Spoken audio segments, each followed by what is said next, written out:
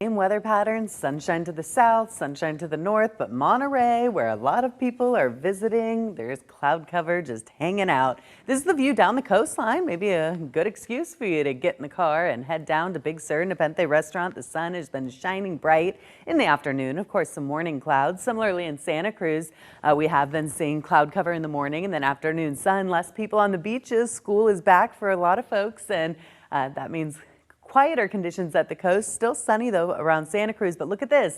This is the marine layer and some clouds off the distance. When you don't see those clouds, you can see over to the Monterey Peninsula, but not today because of the cloud cover. You can see how cloudy and gray it is in Monterey. This is at Custom House Plaza. You can see people out and about with their jackets on because temperatures are chilly. Showing a little sunshine, but again, that's at the airport, which is a little farther inland. And keep that in mind if you're going to any events like at Monterey Pines, where the sun comes out a little more so than right there at the coastline. Now, right now, the clouds have returned to most of Monterey. Salinas seeing some clouds as well.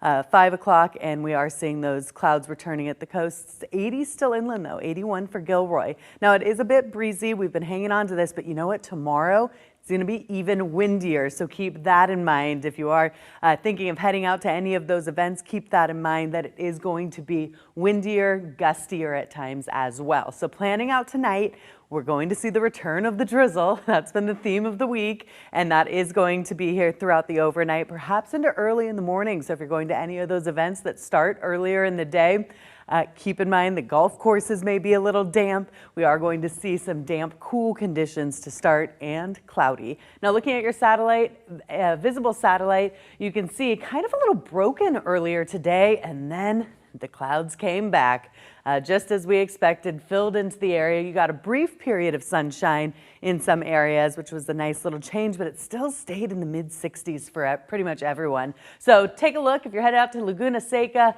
or Quail Lodge tomorrow. Those areas right on the cusp of cloud cover. I think you'll see sun, especially Laguna Seca, but sometimes Quail Lodge, those clouds just move right up Carmel Valley Road and stay there. And you know what? You may not get much sun in those areas. So keep that in mind if you are headed out to any of the events around the Monterey Peninsula. We are going to see cloud cover. Could be a little thicker on Saturday.